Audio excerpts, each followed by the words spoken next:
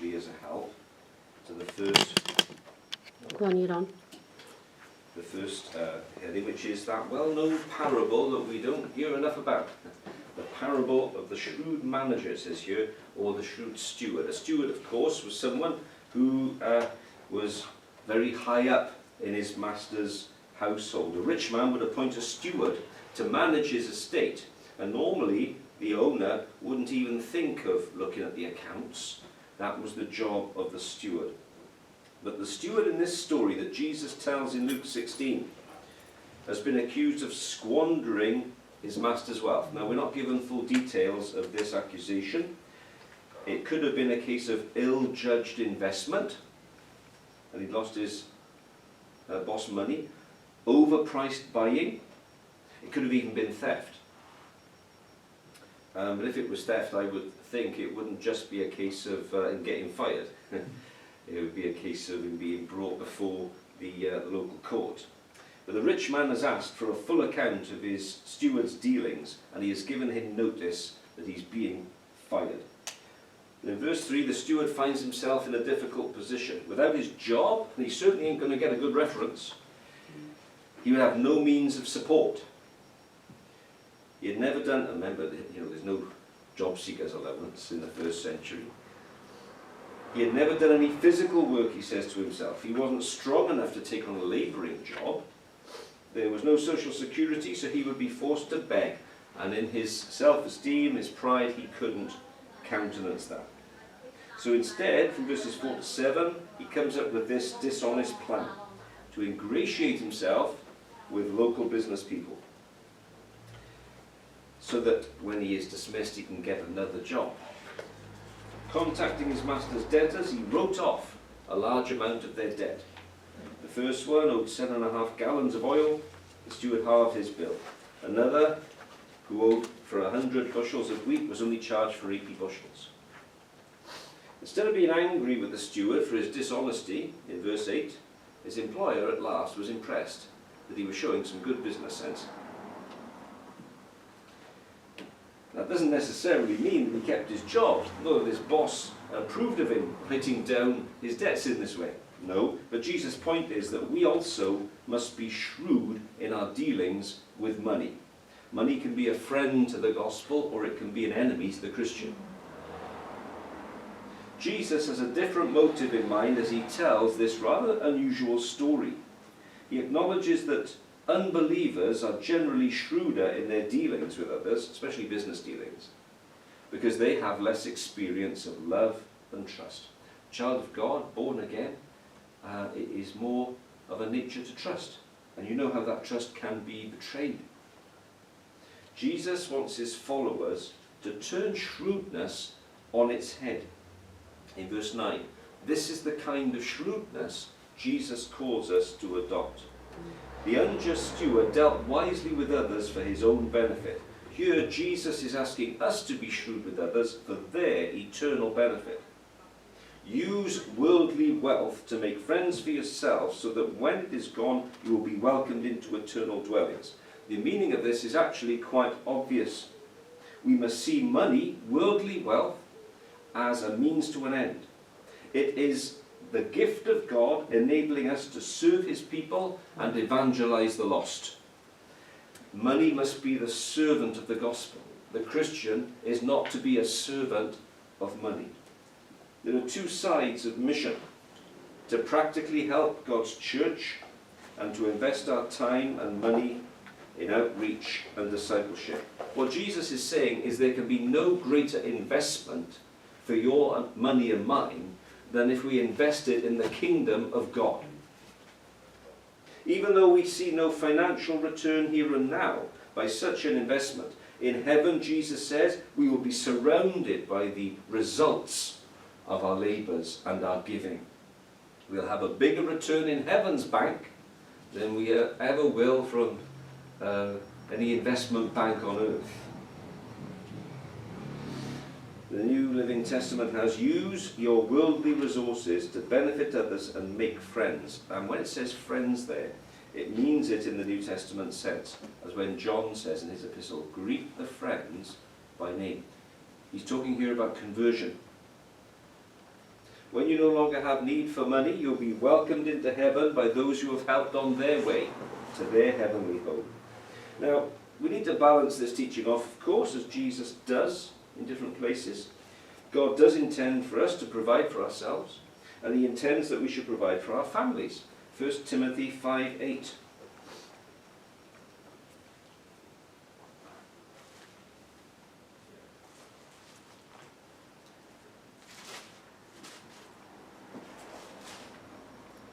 But if anyone does not provide for his own, and especially for those of his household, he is denied the faith and is worse than an unbeliever. Jesus never says money is bad. It's how we use it responsibly as stewards before God. That's why the picture is there of a steward. The money is God's. He's placed it in our hands. How will we serve him with it? God intends our priority and mission should always be the local church. Nehemiah 10:35 to 37.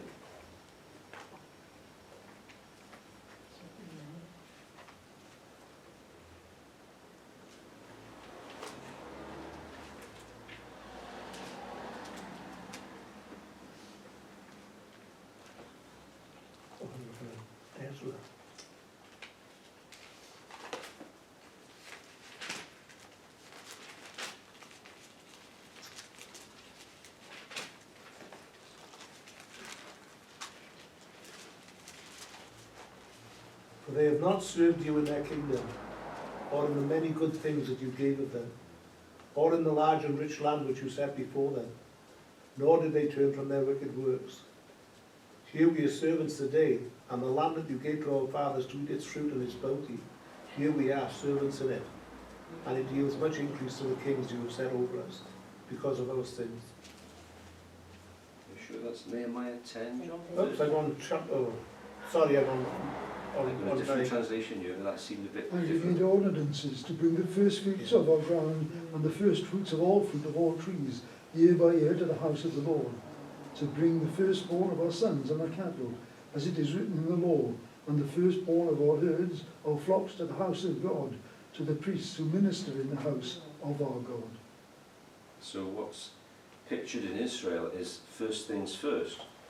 The children of Israel brought their tithes to God, but they brought them actually to the priests and to the temple.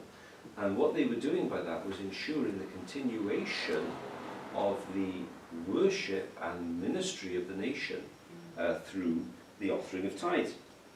And of course there was an incident in Nehemiah where Nehemiah actually loses his temper with them on more than one occasion. One of the issues is the Levites and the priests have gone back to the fields to become farmers.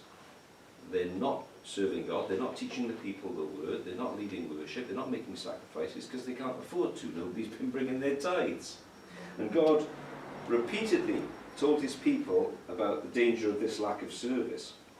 Malachi 3:8 to 10.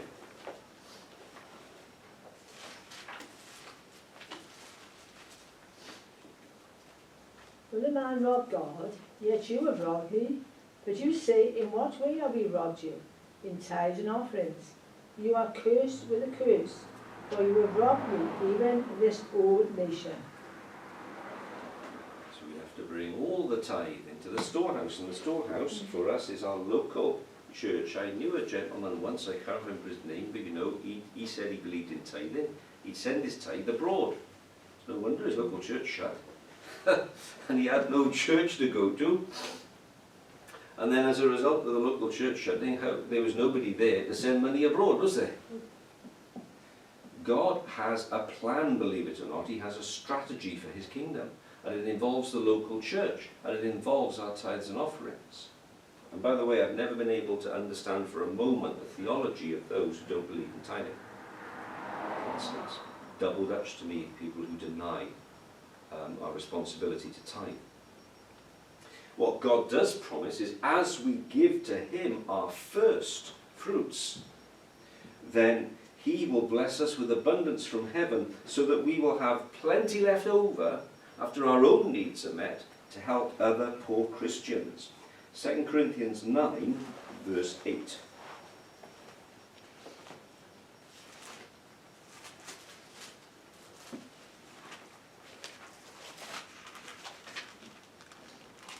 God is able to shall make all grace abound towards you, that you, always having all sufficiency in all things, may have an abundance for every good work.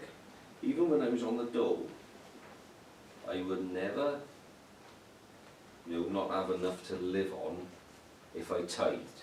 Someone said to me once, I was in another church, he said, "Oh, I can't tithe at the moment." I said, "Why is that, brother?" He said, "Because I'm on the dole." I said, "Well, that's up to you, but when I was on the dole, I tithed my dole, and I never went without." I've always believed in the principle. Sometimes it happens in extraordinary ways. If God tells you to give, you give. Do you know what? This isn't a prosperity gospel. God will bless you for giving. You will have enough left over. It's a bit like that Elijah and the flour and the oil. And here's a clear principle in verse 10. Those who are faithful in little things can be relied to be faithful with greater things. The opposite's true. If you're dishonest with the small ways, you'll be prepared to act dishonestly in a greater way. And here, very little, being faithful in little is a reference to our faithfulness in the matter of money. If God hasn't got his rightful place in our wallet, it's doubtful that he's got his rightful place anywhere else. If we're faithful with the little, and this is a carnal thing, Jesus is talking about donations. If even our pockets can't be sanctified, there's very little hope of any other part of our bodies being sanctified for God's service. Principle I learned when I first got saved. I got my first car. And I was proud of my little car. It was death trap, mine. But I was proud of my little car. And I said, "Lord, give me a car, so I've got to put it to your service." And I'd be making 3 trips every service, bringing people to the house of God. Faithful in the little things.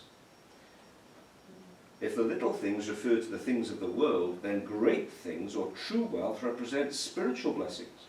If we are untrustworthy in worldly matters, how can God trust us with eternal riches? If we've already been unfaithful with someone's property, how can God entrust his property to us?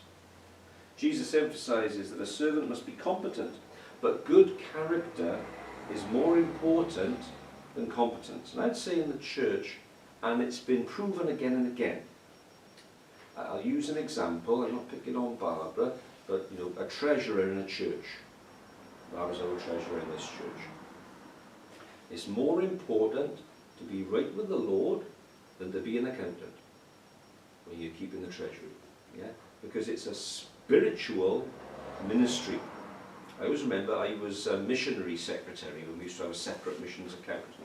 And I used to collect the boxes in, count up all the money, bag it, take it to the bank and send the cheque overseas to the missions. And as I was counting one day, now don't get me wrong, I wasn't going to pinch any of it, but I heard the voice of God quite audibly over my shoulder. That money is hallowed. It had been given to God for his mission. I had to make sure every penny of it got to his mission. And so you see what Jesus is saying here. Good character in a steward, faithfulness, is more important even than how competent he was. No one can serve 2 masters, says Jesus. It's a fact of life that if you've got 2 jobs, and I know this, you won't be able to give your best to either. One or other master is going to suffer loss when you have to give more devotion and activity to one than the other. But in my life, I try to balance that off in seasons.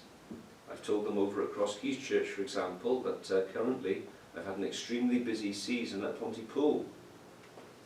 And they continue, without question, to support me, even though I've told them I haven't been doing all the hours they wanted me to do, because I've been more urgently needed with things here than there. Now that we're coming out to September and it's going to be a little less hectic, and the accounts are finally done, etc., and all the building work is finally done, I'll then turn a bit of attention there to the things that need to be done. And so you know this principle. You can't be in 2 places at once. And Jesus says you can't have your mind on something else and God. You can't serve God and riches. Let's put our best energies into God's kingdom. I think that's the simple take-home from this complex story. Our next heading is the law and the prophets are fulfilled. The Pharisees, they start mocking Jesus because they love money. Jesus, of course, has been teaching against the love of money. Paul reminds Timothy the love of money is a root of all kinds of evil. It can cause a person to enter into unwholesome activities to get more money. Brother Hayden Williams used to talk about his stepdad, who backslid from the church after he got a better job. Kicked to death by the golden calf, he said. Because it did bring him to his grave. Verse 15. The Pharisees professed to be just and upright in front of men. Jesus says here, God saw the true condition of their hearts. Friends, we can't fool God. People prize financial security. Those who are well off are admired. But these things, which are important in the world's eyes, are of little value to God. There are greater riches, true heart righteousness, genuine spirituality. They're worth far more. They're beyond worth. The Pharisees also made a great boast in their observance of the ritual law. You remember Paul did in Philippians 3. He's a Hebrew of the Hebrews, circumcised the 8th day, etc. Jesus insists that this law was only in force until John the Baptist announced his coming. With the arrival of Jesus, Messiah, the kingdom of God is at hand. Jesus preached this kingdom, exhorting everyone to strive eagerly to enter it. Luke 13:24.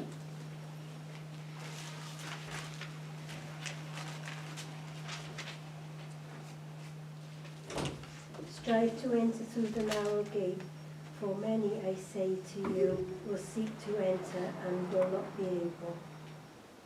So everyone is urged to press into the kingdom of God. Friends, we have to urge people to press into the kingdom.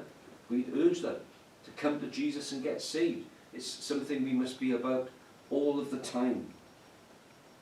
In verse 17, now you know what, verses 16, 17 and 18, we could spend several weeks on them, but we've only got about 2 minutes to cover them, so let's have a go. The law of Moses is no longer the basis by which people have a relationship with God. It is now through Christ that we have a relationship with God, for he has come, fulfilled the law, and personally mediates our relationship with God. You know the verse, there is one God and one mediator between God and men, the man Christ Jesus. Even so, whilst the ceremonial law is no longer in force, and it is no longer to be regarded as the basis of our covenant relationship with God, because we're now in a new covenant, not the old. However, Jesus is careful here to explain, not one aspect of the moral law has been annulled. Yeah, and he goes into detail about that. So, ceremonial part of the law, no longer needed. Sacrificial part of the law, Christ is the sacrifice. Moral standards of the law, not one jot or tittle will be removed until heaven and earth pass away. The law still provides a perfect moral standard, and it is, if you read through the epistles and you wonder, where did Paul get his ethics from? What is he teaching the Christians? He's teaching them to obey the law of God, the moral law. He's not asking them to get circumcised and obey the ceremonial part of the law. He's not telling them, in fact, he's vehemently opposed to those who say they've got to come under the law in order to be in covenant with God. Oh no, because that's only in Christ. But when it comes to moral standards, his moral teaching, every line of it comes from the law of Moses. And it's the same here with Jesus. Not one word of it will pass away till the heavens and earth have passed away. Matthew 5:17 says something similar.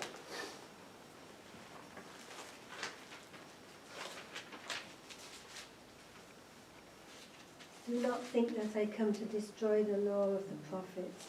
I did not come to destroy, but to fulfill. Okay, please read 18 as well. Sorry, I left 18 out. For assuredly I say to you, till heaven and earth pass away, one jot or one tittle will by no means pass from the law till it is fulfilled. Have you come across, I told you a while ago I was studying on YouTube, it's lockdown wasn't it, studying on YouTube different preachers, getting very discouraged at the awfully low standard of theology and low standard of preaching at many large churches in the UK.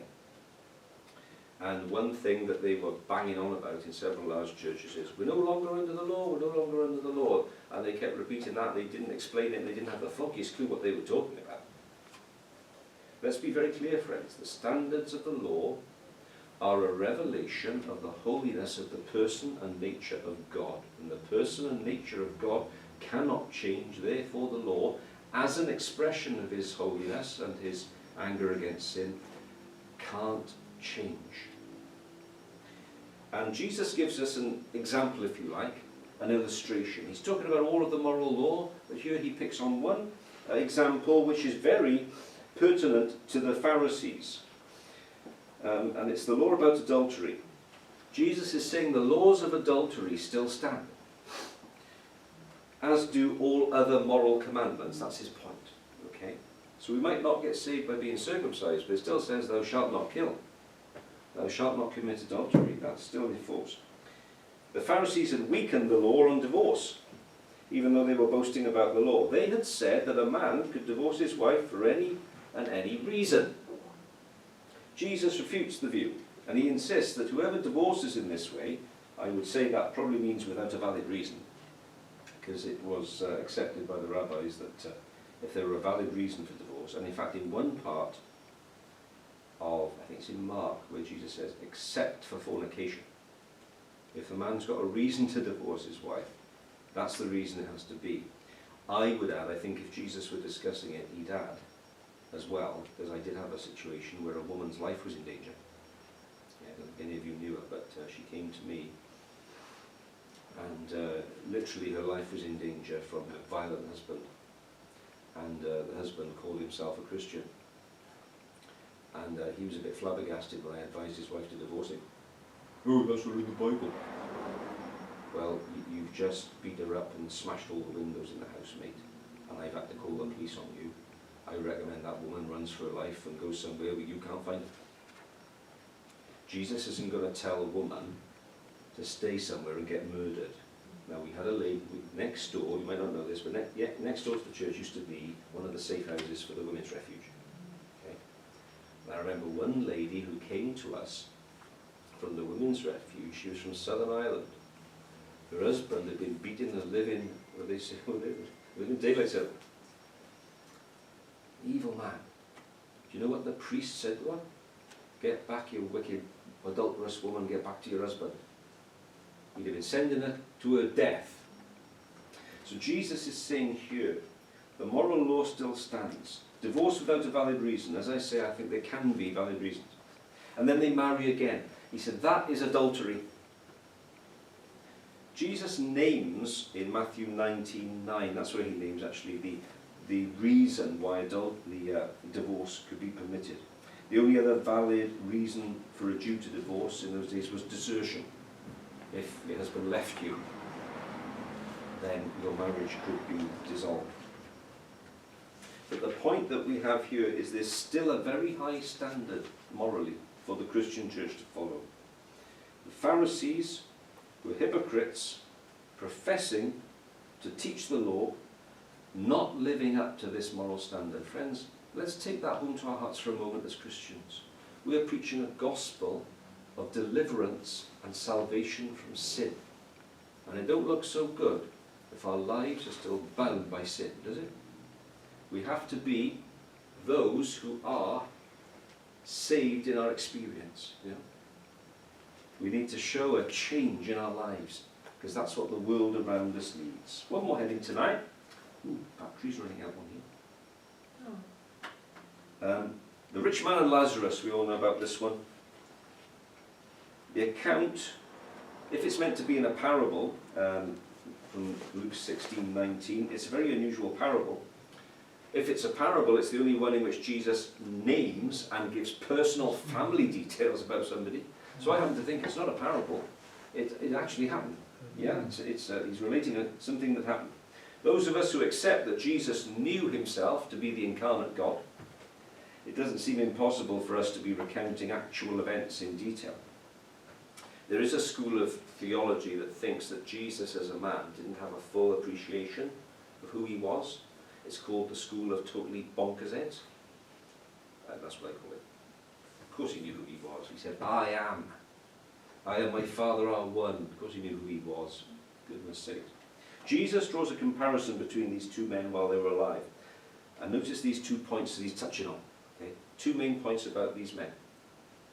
The one was poor, the other was rich. That's the first. And the rich man couldn't care less about the man who was poor, even though he was his nearest neighbour. Right? That's important. That's part of what Jesus is saying. The other important part is this is a story addressed to Jews.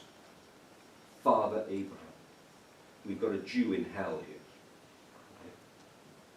And remember, he's talking to the Pharisees about their love of money and their hypocrisy in breaking the law of God. The rich man wanted for nothing. He ate the best of food, wore the finest clothes, lived in an expensive home. But we're not told his name because he's not very important. The poor beggar is named Lazarus. Being covered with sores, he would have probably been unable to walk properly. He'd come to the gate of the rich man's home. Perhaps he hoped to receive some help. He had none. The scraps that fell from the table, which the dogs ate, is what he hoped for, and he wasn't even given those. They didn't even chuck the rubbish out of him. No one gave him anything, not just the rich man in the house, but none of those who passed by, none of the servants in the home, or family members. Although the rich man's house gave Lazarus nothing, it doesn't mean they didn't notice him. The rich man, as he's in hell, even knows Lazarus' name. Yeah? But he was just too hard-hearted to have helped him in his life. The irony of Jesus' statement that even the dogs came and licked his sores is that the dogs showed more compassion than the people of this rich man's household. Friends, let it never be said of a Christian church that the dogs have more compassion than us. That's what Jesus is saying to these Pharisees, these religious men, that their hearts were harder than the dogs. The second part of the story, from 22, is after death. The rich and the poor, both alike, will die. The rich man probably had an elaborate funeral, but this is of so little importance, Jesus neglects to mention it. Clearly nothing that happened in that service was of any use to his immortal soul, and the tone of the parable tells us that nothing done after death could alter the state of the deceased. He closed his eyes in death on earth, he opened them in hell. It's strange that I've had to say to people at a funeral service, you know, or talking about their own funeral services, I can't do something to get you into heaven after you're gone. You've got to make sure you're saved before you die. There are some priests that go around and they're praying for the dead. And I shout out, bit late, brother, bit late. Lazarus' body was probably thrown into the Kidron Valley. That was the cemetery for the poor. But as was the case with the rich man, what happened to his body after death was of little consequence compared to the condition of his soul, which was carried by the angels into paradise. 23 to 26. The rich man's soul went to hell. Hades was the place of the dead, and in Greek legend it consisted of 2 sections separated by a great gulf. Interesting that the Greeks got it right. Wonder if they learnt it off the Jews. The one half was a place of paradise, the other the place of punishment. Jesus upholds this view, but he has certain changes, of course, from the Greek vision of it. Jesus leaves us in no doubt as to which side of the gulf the 2 men were on. The rich man is in agony and torment. Lazarus enjoyed peace and comfort in Abraham's bosom. A reference to the fact that Abraham, the first Jew, had hoped for an eternal place of rest and had inherited it. There are several sobering factors from Jesus' description of hell. Firstly, the rich man, although dead and his body buried, was 100% conscious after death. That's something to take away from this. We need to know that. He was aware of everything that was happening to him. He was in severe distress, which he describes as being like perpetually burned in fire. Well, of course, at the moment he wasn't in his body, so it cannot be a reference to physical pain or literal fire. This was the torment of his soul in the torments of hell. He could see and recognize Lazarus. He could remember the details of his relatives still alive on earth. And this is of interest since the Jewish hope of resurrection was at the last day. What Jesus is describing here is not resurrection. Of course, Jesus is the resurrection and the life. But what Jesus is saying in this story is that he's telling us what happens to departed spirits between the time of death and resurrection. And in particular, this applies before Christ's own resurrection. No one is asleep in the ground when they die. You're not 6 foot under pushing up the daisies. Even though the body is in the ground, the soul, which is the real you, is very much conscious in a temporarily disembodied state. When Jesus comes again, there will be a resurrection of both the saved and the damned. We will be clothed once again with body, for it's God's purpose in eternity that we shall be spirit, soul and body united, because that's how he created us. And then this Hades, this temporary place of paradise and torment that exists, as far as we know, still, with one modification, that Jesus, when he descended into Hades, notice that in the creed of the Catholic Church they say he descended into hell. It's a bit misleading, because you see the word Hades is used for both the place of the dead and hell. But Hades, as Jesus says here, is split into 2 compartments. Jesus did not go down into the place of torment, he went down into paradise. And he preached to the spirits who were waiting for him. And then he led captivity captive. He took those prisoners of hope with him when he ascended to heaven. And now, friends, because Jesus has been exalted after his resurrection, when we die, we don't go to paradise in the belly of the earth. That place is empty, it's gone. We are absent from the body, present with the Lord. And where's Jesus? He's in heaven. After the resurrection, we will be clothed with an immortal, incorruptible body. It won't be like this body, flesh and blood. We don't know what it'll be like, except that it'll be like his glorious body. That body will be able to live in heaven and on the new heaven and earth. Because Jesus is in his glorified resurrection body now. Where is he? He's in heaven. He's not a spirit. He's not flying around like an angel. He's got a body. You can still see the nail prints in his hands. But he's in eternal glory. And also, of course, in that body, as the God-man, he is everywhere present at once. I'm going to skip through an awful lot of theology here. Hope you're keeping that. The rich man in the place of torment is crying out to Abraham for mercy. And Jesus clearly shows none was available. There is no mercy after death. There is no salvation after death. There was no hope of ever any relief from the torment this man experienced. His doom was permanent. The gulf between those in hell and those in paradise was eternally, irreparably fixed. And it will be when this temporal place of punishment is replaced by the eternal place of punishment, it will be the same. It's eternally fixed. Let's read about you see, Hades, hell, is not the same as Gehenna, the lake of fire.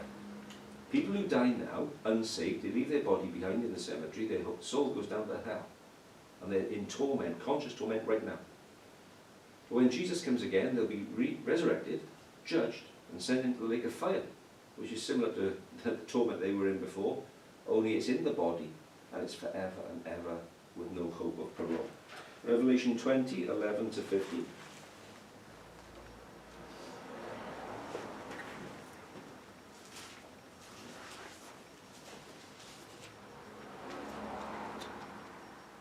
Then I saw a great white throne, and him who sat on it, from whose face the earth and the heavens fled away, and there was found no place for them. And I saw the dead, small and great, standing before God, and books were opened, and another book was opened, which is the book of life. And the dead were judged according to their works by the things which were written in the books.